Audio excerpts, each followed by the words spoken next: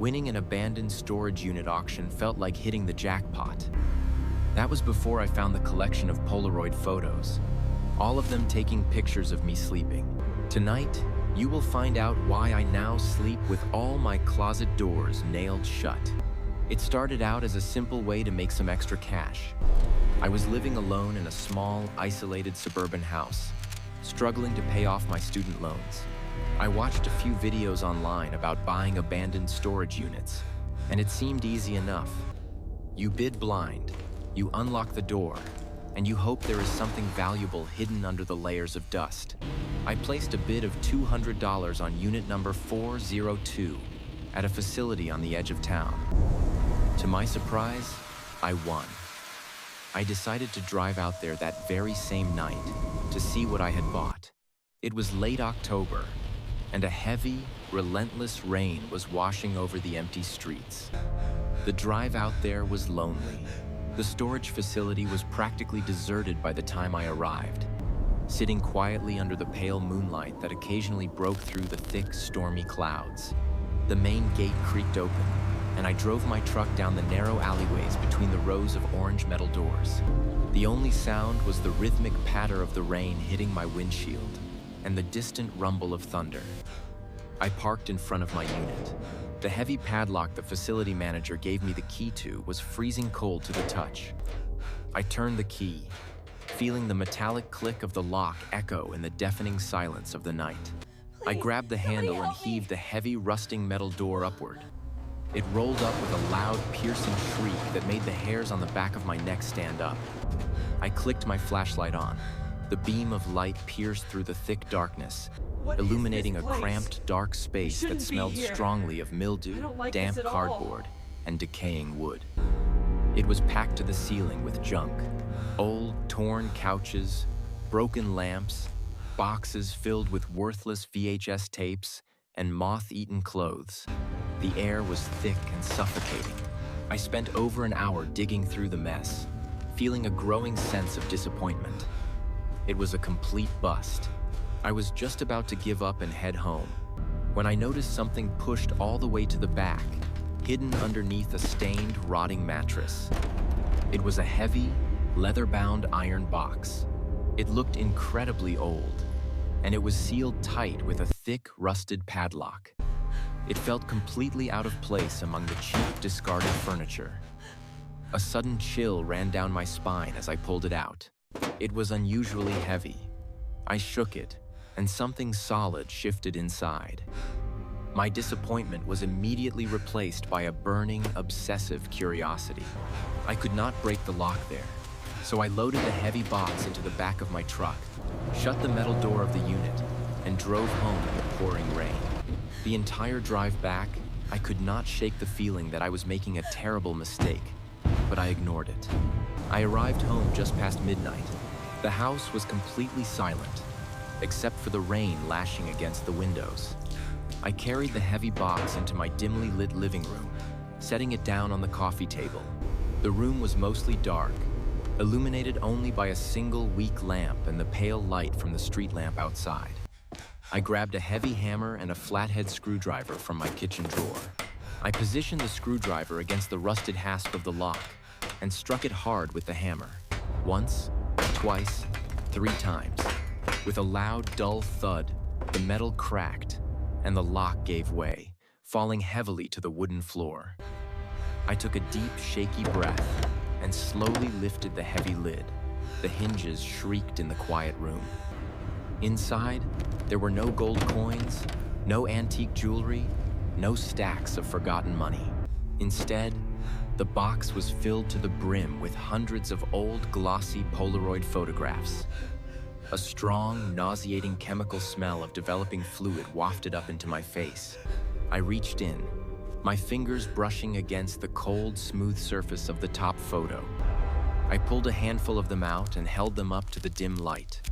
I squinted, trying to make sense of the blurry images. The first picture was a shot of a lonely, dark street. The streetlights were flickering, and the trees were casting long, shifting shadows. I stared at it for a moment, my brow furrowed in confusion. It looked familiar, terribly familiar. I flipped to the next photo. It was a picture of a house, taken from across the street, hidden behind a large oak tree. I felt my breath catch in my throat. It was my house. My stomach dropped. I flipped frantically to the next picture. It was a shot of my driveway, showing my car parked exactly where it always was. The next photo was closer. It was taken from my front porch, looking directly at my living room window.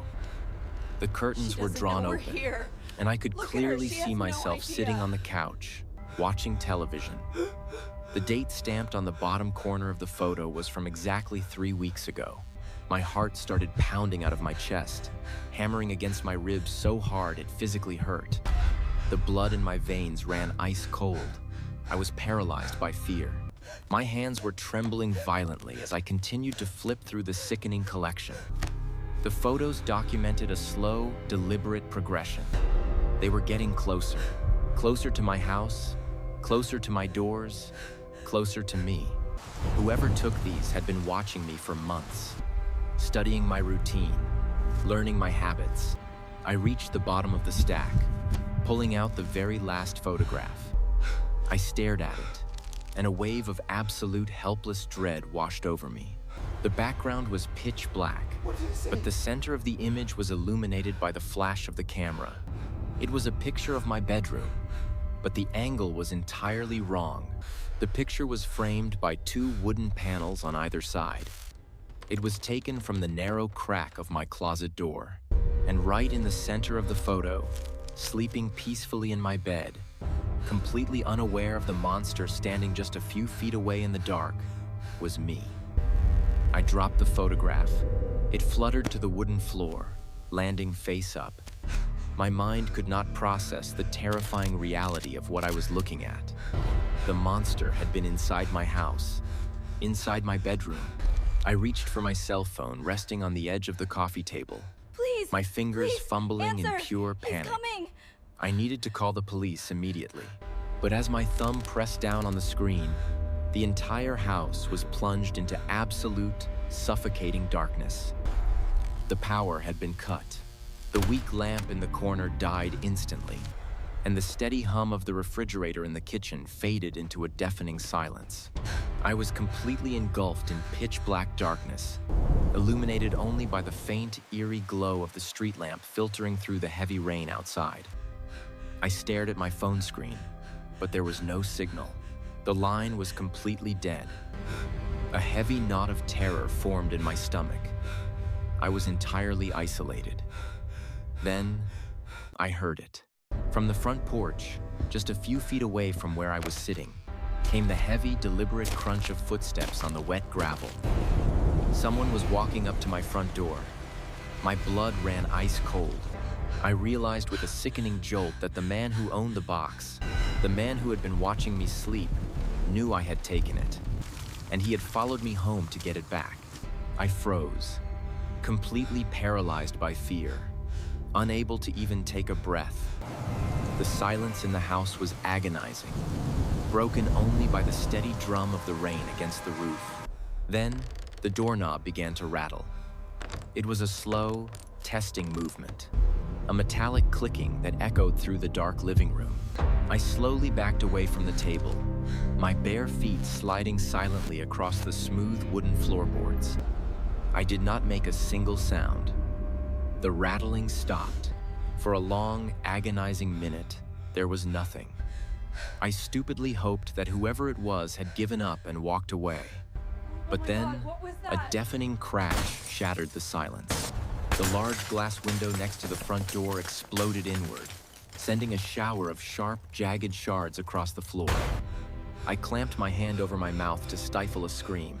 Through the broken frame, a massive, dark silhouette climbed into my house. The heavy thud of his muddy boots hitting the floor sent a violent shudder down my spine. The intruder was inside. He did not rush. He did not run.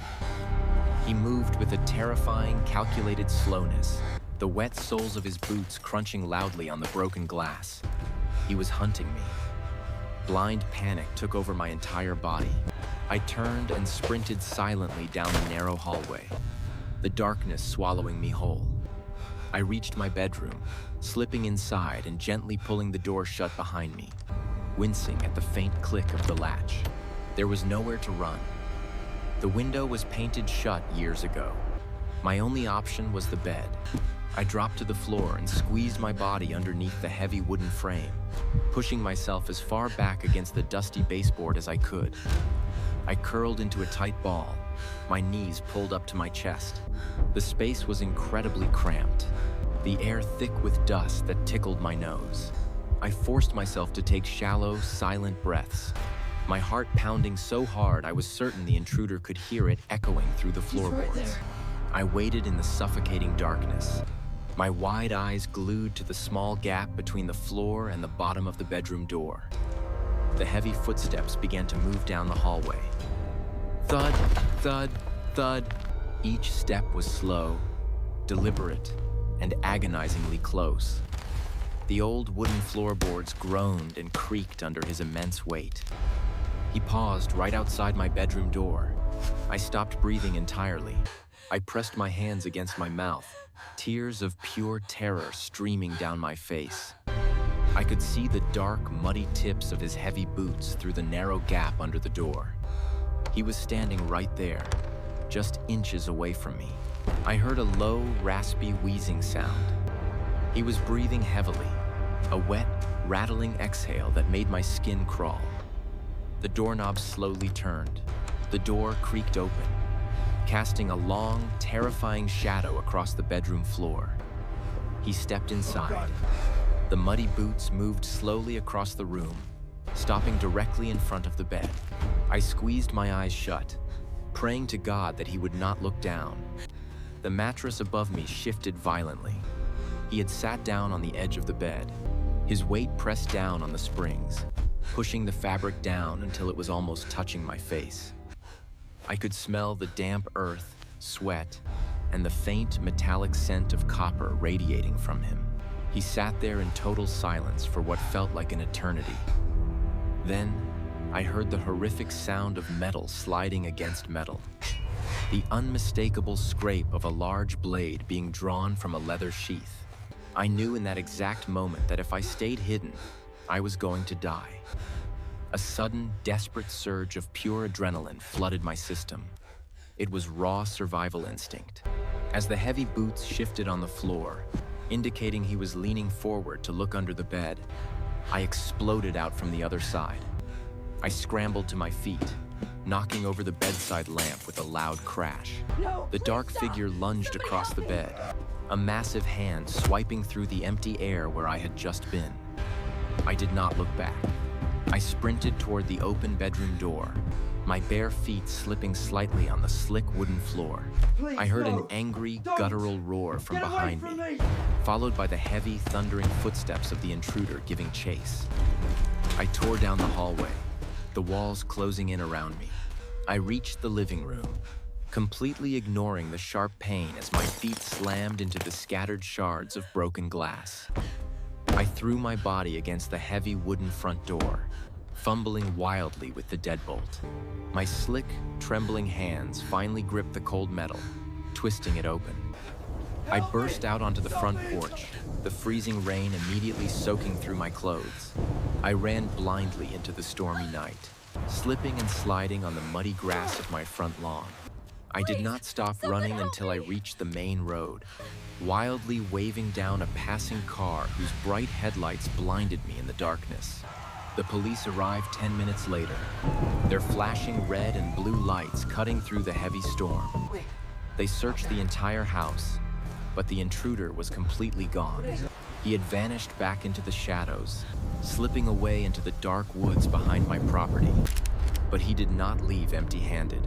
The heavy iron box, along with the hundreds of terrifying photographs documenting my entire life, was gone from the coffee table. I swear she was The police right told me I behind was don't know lucky where to she be went. alive, You have to but I believe do me. not feel Doing lucky. everything.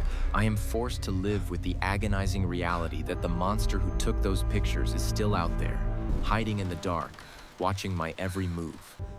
He knows my face, he knows my home, and he knows exactly what it looks like when I am fast asleep. If you have a similar experience, Please share it below. And do not forget to subscribe to Mr. Horror so I have the motivation to bring you more nightmares.